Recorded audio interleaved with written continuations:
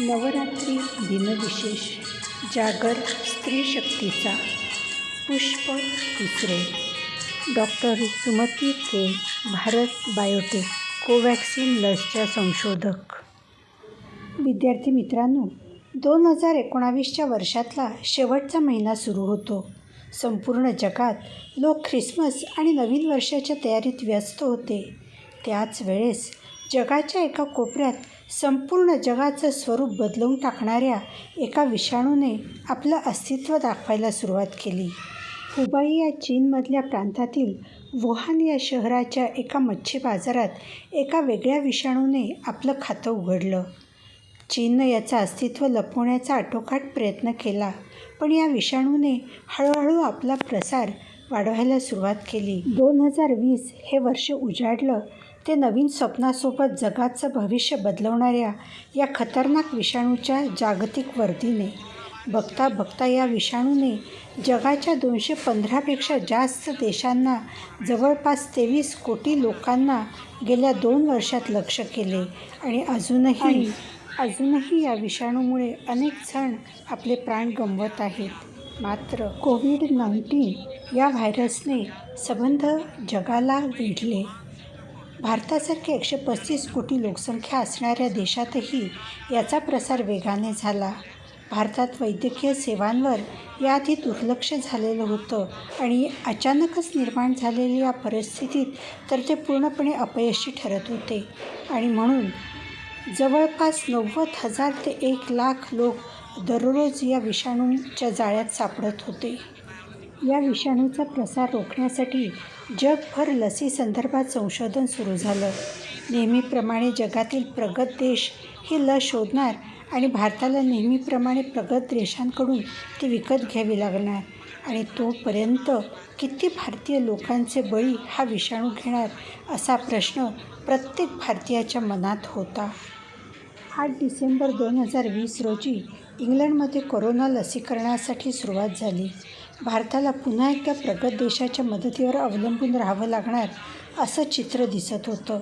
पण हे बदलून ये नया आत्मनिर्भर भारत है असं चित्र उभं करण्यासाठी एप्रिल 2020मध्येच भारत बायोटेक या हैदराबाद स्थित कंपनीने आपण कोरोना लसीवर काम करणार असल्याचं जाहीर केलं आणि मे 2020मध्ये Indian council of medical research म्हणजेच ICMRS नॅशनल इन्स्टिट्यूट ऑफ व्हायरॉलॉजीने आपण लसीवर काम करण्यासाठी कोरोनाचे स्टेन देण्याचं मान्य केलं आणि मग सुरू झाली एक कठीण अशा कामगिरीला, ज्यात जगाची आणि भारताची प्रतिमा बदलवण्याची ताकद होती. आणि अशा अतिशय अवघड कामगिरीचं सूत्र देण्यात आलं डॉक्टर सुमती के यांच्या हातात. तब्बल 6 महिने वेगवेगळ्या चाचण्यातून पार पडल्यानंतर भारताने 3 जानेवारी 2021ला कोविशिल्डसोबतच भारतात निर्माण केलेल्या भारत बायोटेकच्या कोवॅक्सिन या लसीला मान्यता दिली. भारत स्वबळावर जगाच्या तोडीस तोड लस बनवू शकतो हा विश्वास भारताला या लसीच्या यशस्वी निर्मितीमुळे आला.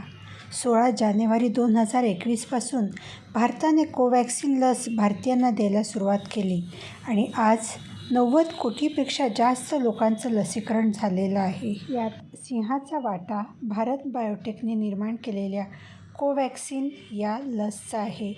भारताच्या पंतप्रधानांनी ही लस घेऊन तिच्या क्षमतेवर एक प्रकारे शिक्कामोर्तब केलं आहे. डॉक्टर सुमती के यांनी JNU दिल्लीमधून लाईफ सायन्स या विषयात डॉक्टरेट मिळवली.